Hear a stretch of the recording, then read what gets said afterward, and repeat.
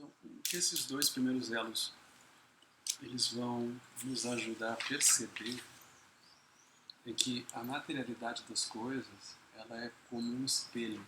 Eu até diria assim, não é como se fosse um espelho, é um espelho. Um espelho que reflete as nossas estruturas internas.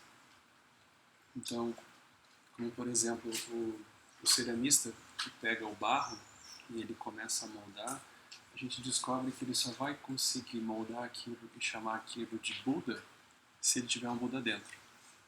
Se ele não tiver um Buda dentro, ele vai olhar para aquilo e não vai ver aquilo, vai ver outra coisa.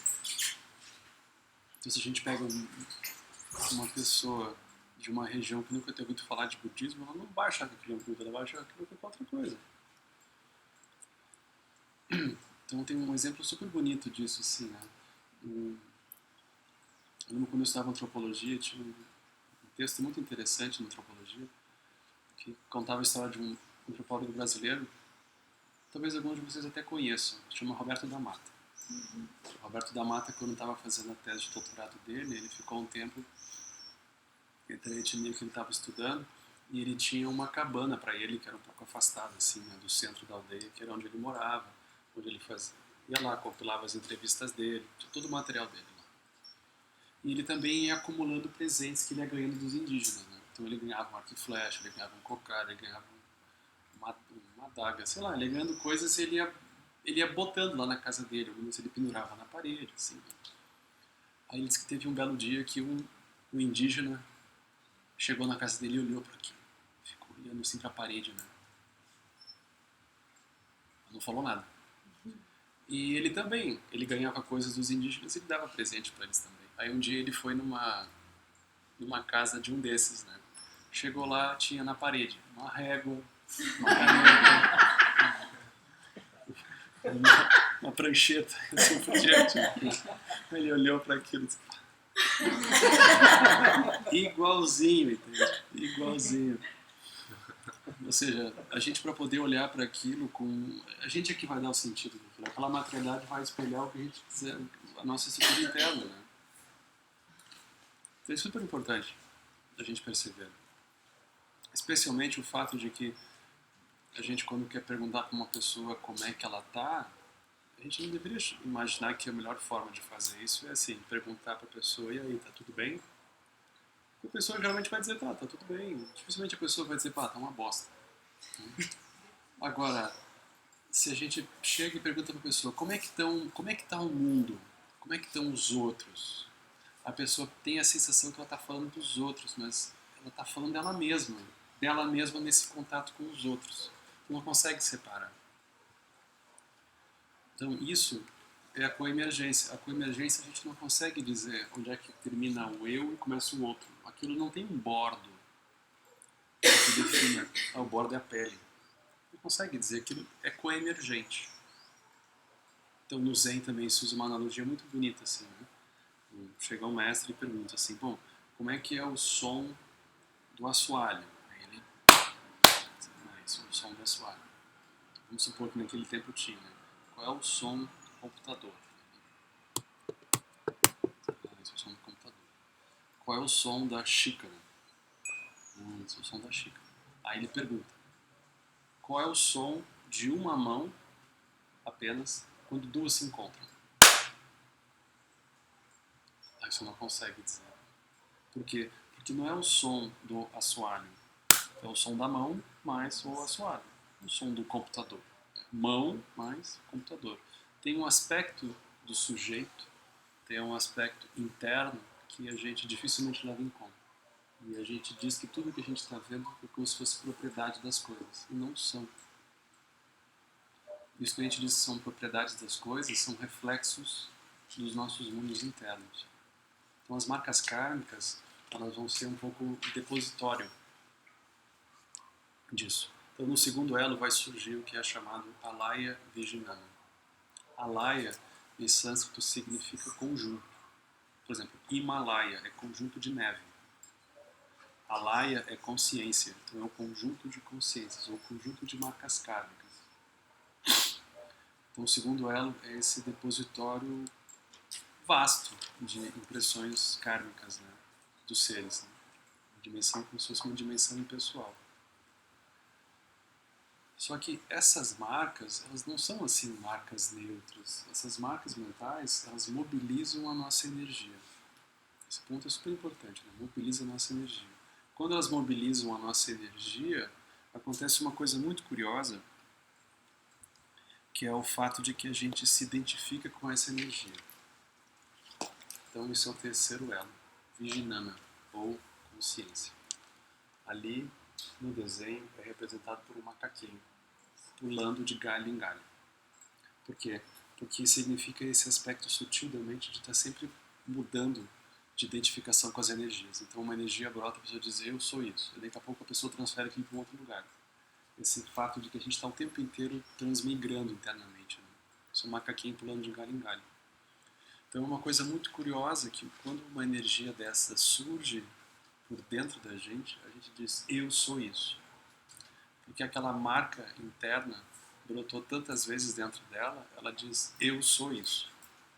Ela se constrói como sendo uma marca. É bizarro de pensar. É impressionante a gente ver como que pode surgir um processo de identificação com essa dimensão de energia, né? Porque a essência da marca é a capacidade dela de movimentar. Brilho nos olhos, ar, fogo, água e terra. Isso não são coisas separadas, isso vem como um conjunto pronto. Isso aqui são apenas distinções didáticas, né, para a gente olhar isso. Né? Mas esse, quando surge, a pessoa se identifica com aquilo. Ela diz, eu sou isso, eu sou essa energia. Porque aquela energia brotou de maneira tão intensa por dentro, que ela surgiu tantas vezes, repetidas vezes, a pessoa diz, eu sou isso. Surge uma sensação de ser alguém. Então, na maioria dos casos, o que a pessoa vai dizer que ela é o que? Um conjunto de marcas. Eu sou torcedor do Corinthians, aqui em São Paulo tem isso, né? Eu sou torcedor do Corinthians, a pessoa é profissional de não sei nem o que, a pessoa odeia aquele outro, mas ela adora comida japonesa, ela junta um conjunto de marcas assim e diz, eu sou isso. Como se a gente tira aquilo da pessoa, então agora você desaparece, né? Você vai ficar um ser etéreo agora, né? Não, mas é que isso, quando isso surge, eu me sinto vivo. É muito gozado isso, né? Isso é o terceiro elo. Essa sensação que pode surgir dentro da gente estar existindo. Isso é muito interessante, porque, vocês observem, né? Quando a gente vai perdendo a capacidade de acionar os elementos externos, ou seja, a gente vai perdendo a capacidade de movimentar as coisas para que elas possam nos oferecer uma dimensão de energia, a gente vai ficando com esse vazio. Esse vazio é como se fosse uma sensação um pouco de inexistência, né? A pessoa vai ficando sem saber direito quem ela é. Então ela fica nessa coisa, assim, né? Puxa, eu tinha certeza de quem eu era, agora eu já não sei mais. Agora, o que eu sou? Eu trabalhava naquela empresa, eu dei meu sangue para aquela empresa, agora eu vou embora. E agora, o que eu sou? A pessoa fica meio sem saber o que ela é. Então a gente se constrói a partir de marcas e a partir da energia das marcas. Aí quando isso não está mais disponível, a gente pode ser que se sinta um pouco sem chão. Então isso é uma coisa muito curiosa. Quando o chão desaparece. Agora, no fundo, pessoal, não tem chão nenhum. Então, Trungpa Rinpoche dizia, ele dizia assim, eu tenho duas notícias para dar para vocês. Né? Trungpa falava assim, né? A primeira é que tá todo mundo caindo em queda livre, como tipo assim, foi jogado de um helicóptero, de um avião, sem paraquedas. Isso é o Sansara, né? A gente sempre acha que tem uma hora que se esborracha no chão, mas daqui a pouco aquele chão abre e a gente vai para um outro lado, né? Mas ele diz assim, a boa notícia é que não tem chão. Tá todo mundo caindo, mas não tem chão. Esse é o transmigrar incessante da roda da vida, né? Muito bonito isso. Então essa é a nossa situação, né? E em meio a isso, a gente, quando esse chão desaparece, a gente pode ser que se sinta um pouco sem terra, né? Porque dentro do Sansara, a nossa sensação de estabilidade brota das identidades.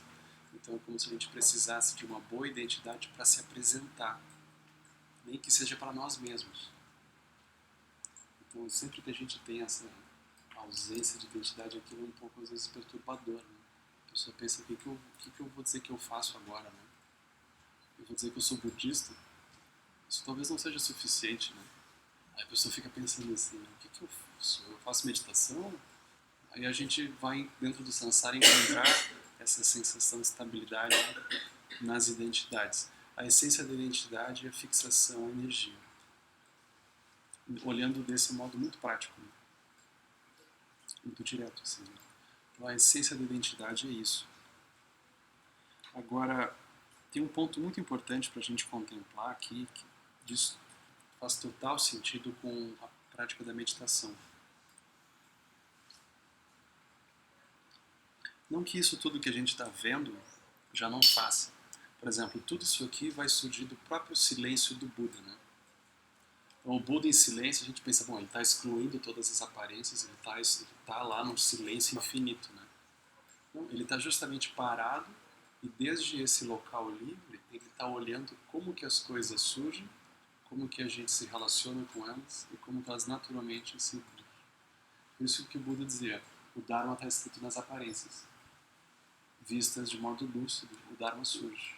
Então, isso que ele está fazendo. Tudo isso daqui que a gente está conversando, isso aqui surge do silêncio. Muito impressionante a gente imaginar que do silêncio brota a lucidez. A gente poderia pensar, bom, isso aqui eu estou treinando atenção plena. Como ficar focado. Como gerar um equilíbrio. Claro que isso é ótimo, é maravilhoso. Mas a gente pode ir muito além. É isso que o Buda está dizendo aqui, né? Então ele está oferecendo o silêncio como um caminho de lucidez também. Um caminho de lucidez diante das relações, diante de tudo. Agora, se vocês olharem nesse aspecto da identidade do terceiro elo, que é Vijnana, vai surgir um ponto muito curioso, que é o fato de que a essência dessa identidade, dessa energia, a gente vai chamar também de responsividade. Então, especialmente na linhagem Enigma, a gente vai trabalhar muito longamente esse ponto da responsividade.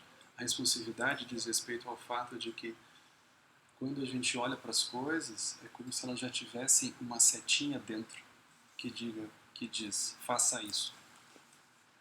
E a gente obedece. Então a gente olha para uma pessoa, quando a gente olha para aquela pessoa, brota o impulso. O impulso diz, faça isso, a gente faz. Aí depois diz, faça aquilo, a gente faz. É como se a gente nunca conseguisse parar. Então o samsara nos pega, não porque é alguma coisa assim, terrível, entende? Aterradora.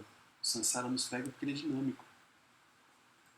A gente fica preso no samsara por um aspecto dinâmico, porque parece que sempre tem alguma coisa mais interessante para fazer, uma coisa mais interessante para a gente ver, uma coisa mais não sei o quê. E a gente vai girando ao redor disso, né? Isso é a responsividade. A meditação é a prática direta da contemplação e da liberdade frente à responsividade. Então a essência, a nossa identidade, ela se funde um pouco com a sensação do impulso. Por quê? Porque vocês observem, se surge um impulso muito forte dentro de vocês e vocês não seguem, e não seguem por disciplina, vamos dizer, não é por lucidez, se isso a gente simplesmente não segue, a gente pode se sentir com uma sensação de estar fazendo alguma coisa errada. A pessoa diz, não, eu não estou sendo eu não estou seguindo o meu impulso. Aí vem uma coisa um pouco assim, né? Isso aqui eu não estou bem com isso, né? Porque a gente tem um voto de seguir, a gente faz isso desde vidas imemoráveis, seguir os impulsos. Então a gente tem um voto secreto de fazer isso.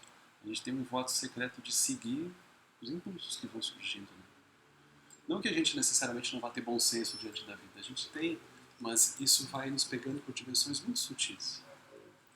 O grande ponto da responsividade é que ela substitui a lucidez.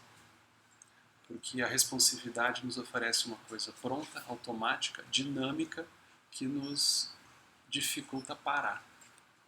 Ou seja, para a lucidez surgir é preciso parar, preciso estabilidade. Senão eu vou ser simplesmente engolido. Um impulso depois do outro, uma seta depois da outra, faça isso, faça aquilo, a gente vai simplesmente obedecer. Né? E o tempo passa dentro disso. Então, a responsividade, ela substitui a lucidez.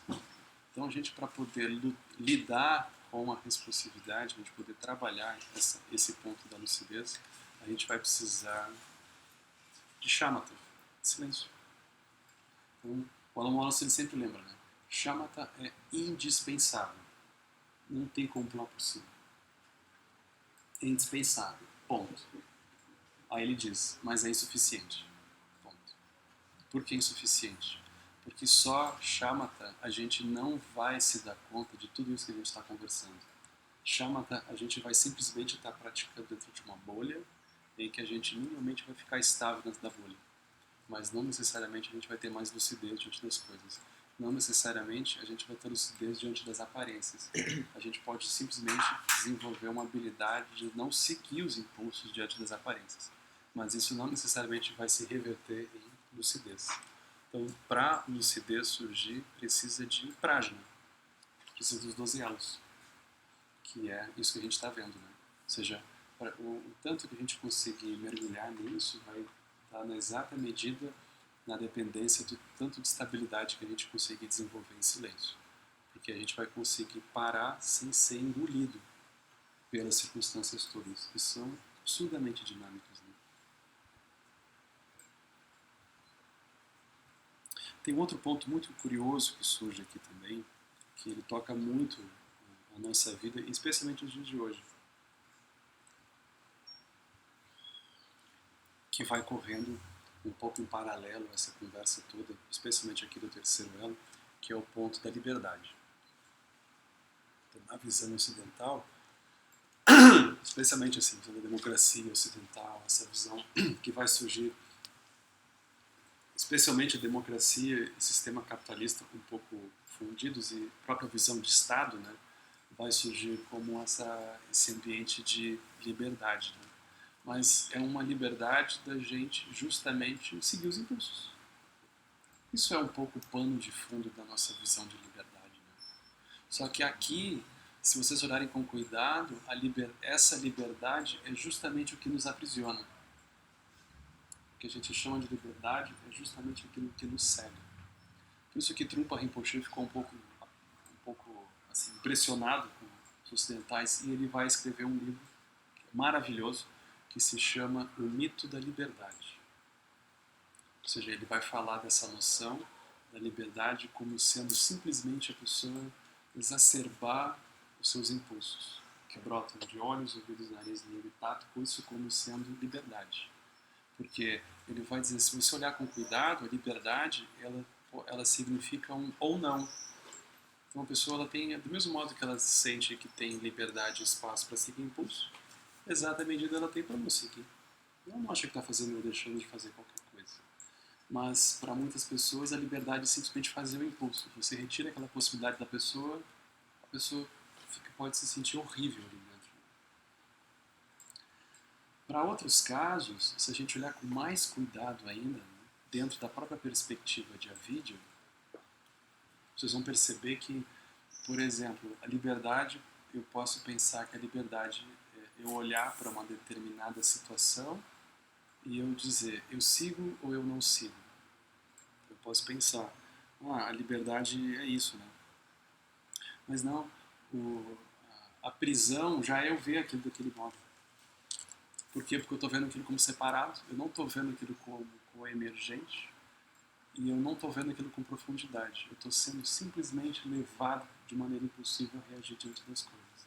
Então o ponto não é assim, o que eu faço diante daquilo. O próprio fato de eu ver aquilo como aquilo, isso já é a vida, entende? O buraco já está ali.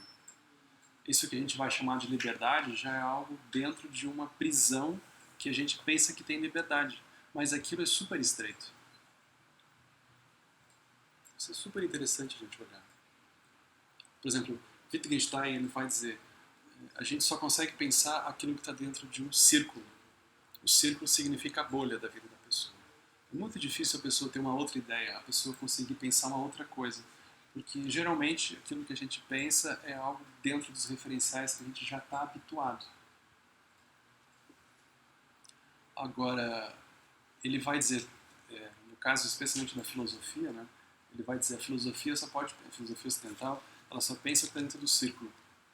Ele diz, maravilha, só que o que me interessa é o que está do lado de fora. Aí ele vai usar ele como...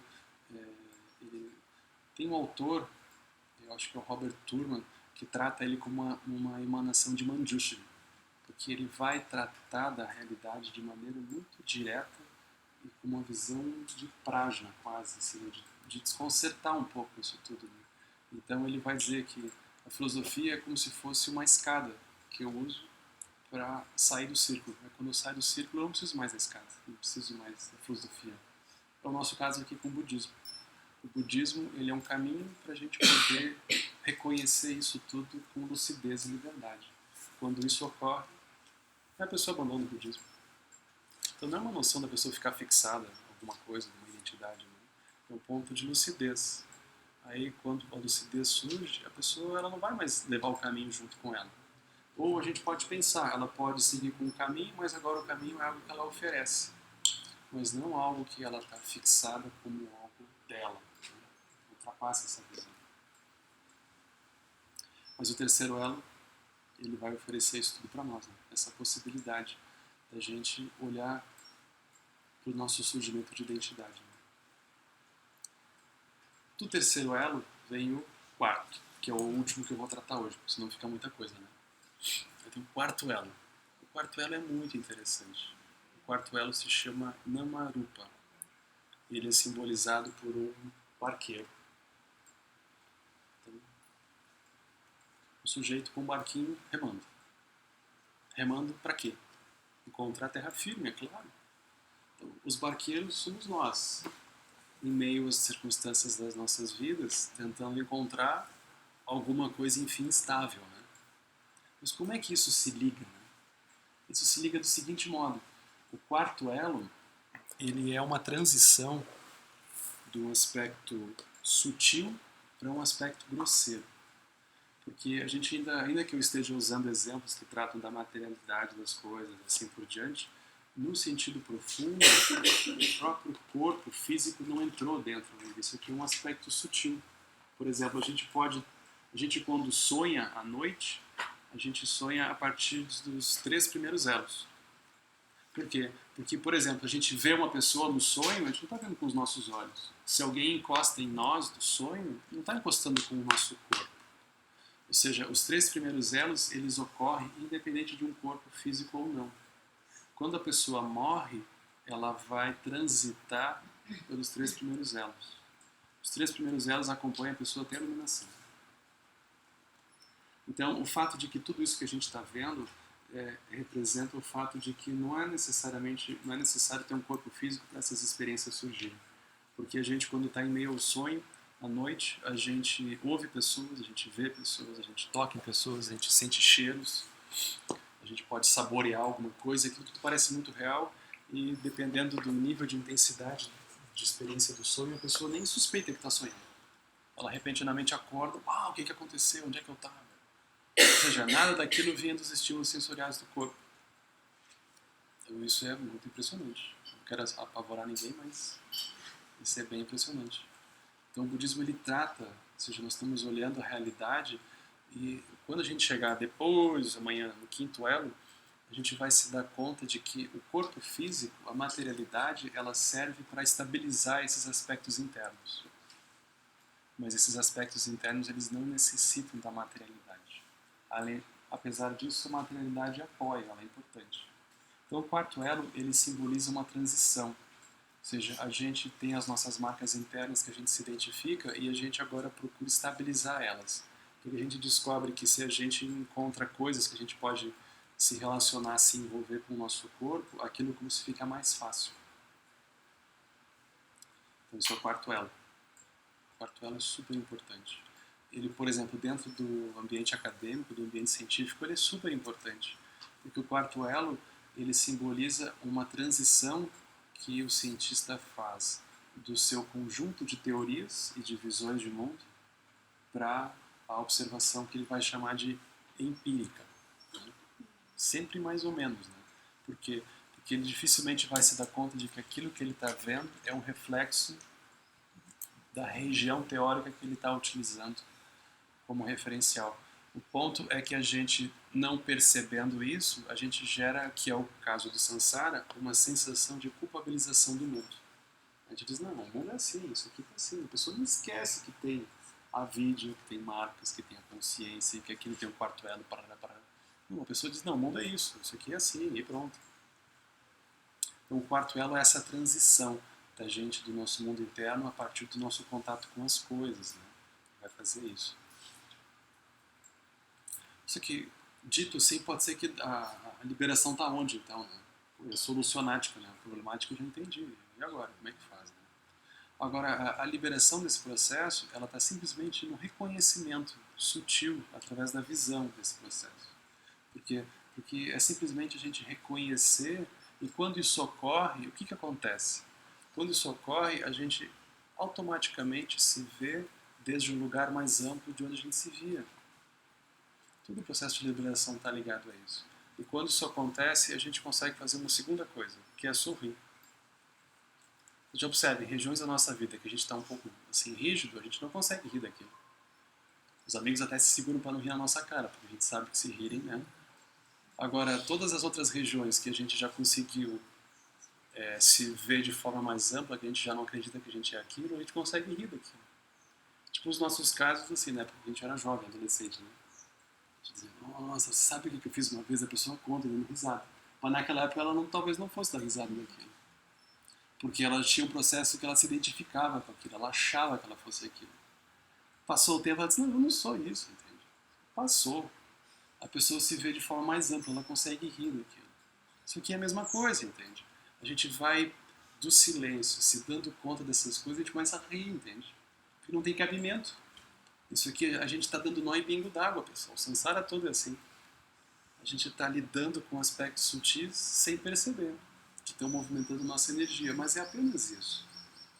Não tem alguma coisa horrível acontecendo. O aspecto horrível acontece quando a gente intensifica esse processo e vai simplesmente karmicamente reagindo. Mas tão pronto a gente consegue parar e olhar, a gente consegue ultrapassar. Então todo o caminho do budismo ele vai levar a gente para esse ponto. A gente conseguir parar diante das aparências e poder olhar para elas com olhos um pouco mais amplos, né?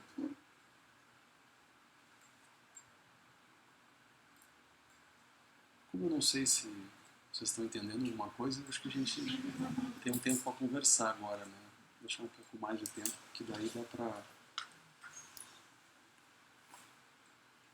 Porque para quem nunca viu, eu acho que é bastante informação, assim, né?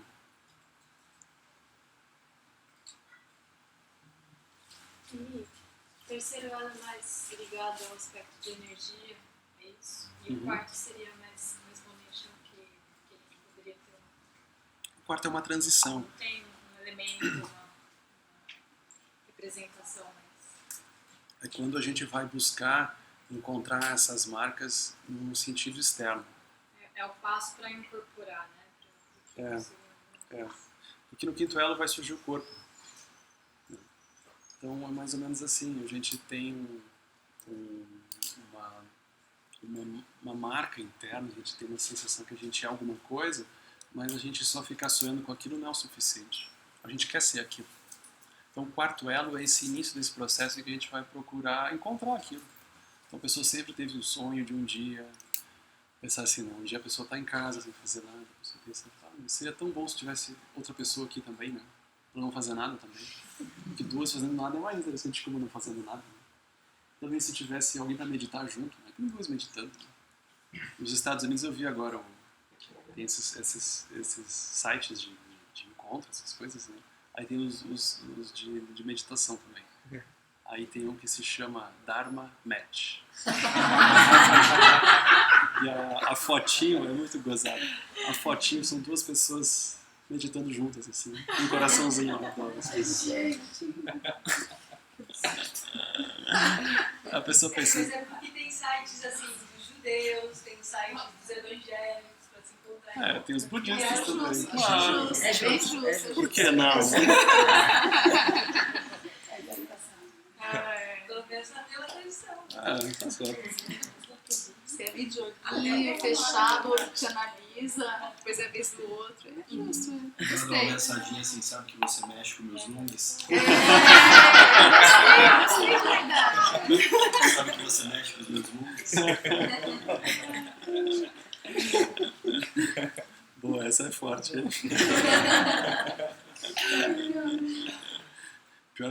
Pior essa pessoa responde assim, são seus olhos. Aí ficou profunda a conversa. Nunca vai dar certo, gente. Isso é assim. É muito cabeça, né?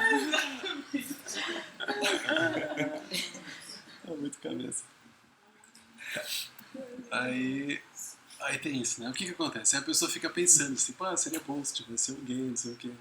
Aí ela pensa assim, mas como é que seria esse alguém? Aí, pô, se ele gostasse de budismo, seria legal.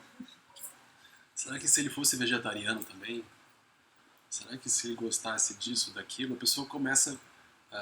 tem lá, primeiro elo, ou seja, ela está vendo tudo como se fosse separado. Né? Ela perde ela nem percebe, na verdade, o fato de que isso é totalmente inseparável da mente dela e que aquilo não tem uma existência externa independente, né? Aí aquilo vem uma vez, duas vezes, três vezes, aquilo vem como uma marca, né? Então a pessoa pensa uma vez, pensa duas vezes, pensa 108 vezes, ela está lá pensando naquilo, né? Ela começa a passear assim um pouco como que seria a marca, né? Eu acho que essa pessoa seria interessante, aquela outra. Ela como que vai formando a marca internamente. Né? O terceiro elo, ela se identifica com aquilo. Aquilo brota tantas vezes, de maneira tão íntima dentro dela, que ela diz, isso aqui eu acho que seria bom. Ela diz, eu acho bom. Aí o terceiro elo, ela se constrói a partir daquilo. O quarto elo é quando ela vai à caça. Então ela pega o barquinho dela, vai remando assim, né, para ver se encontra uma margem que ela possa tracar. Né? Ou seja, o quarto elo é todo o nosso engajamento em meio ao mundo. O nosso engajamento em meio ao mundo a partir das nossas estruturas internas. Só que a gente, por não perceber isso, a gente olha e diz, não, esse é o mundo, o fulano é assim, as coisas são assim, isso aqui é assado. A gente não percebe que são apenas espelhos das nossas estruturas internas. Por quê? Porque no exato instante que a gente troca o lugar interno, a gente vê outras coisas na frente, entende? Então o quarto elo é todo o andar em meio ao mundo. Todo o andar em meio ao mundo é o quarto elo, a gente lá com o nosso barquinho. Às vezes a gente afunda, né? Se afoga, vem uma onda, a gente sai e vai de novo. Que é a gente encontrando. Né? Às vezes a gente vai até uma margem, aquela margem afunda, a gente pega o barquinho e vai de novo. Mas é a nossa experiência de estar tentando estabilizar o nosso mundo interno a partir da materialidade das coisas. Por quê? Porque a gente vê que isso funciona. Por exemplo, a pessoa vai montar um altar na casa dela. O que é o sentido secreto, vamos dizer assim? É toda vez que ela olha para o altar, ela lembra, a energia dela brota. Ela lembra do Buda, do Guru Rinpoche, do Lama. Aí a materialidade das coisas ajuda a estabilizar dimensões internas nossas. Né? A gente até poderia fazer um exercício, né? Que mais ou menos assim, a gente começa a olhar, seja na nossa casa, nos nossos ambientes que a gente circula, a gente começa a olhar para o que esses objetos ou essas situações, o que eu estou tentando estabilizar a partir desses objetos e a partir dessas situações. Porque isso, as coisas comunicam com a gente, entende? Os objetos da nossa casa, a disposição das coisas, as relações, as pessoas, elas servem como essa bengala para ajudar a estabilizar as nossas estruturas internas. A pessoa pode se perguntar, quais estruturas internas que eu estou tentando estabilizar a partir desse conjunto de coisas? Esse é o papo do quarto elo, entende?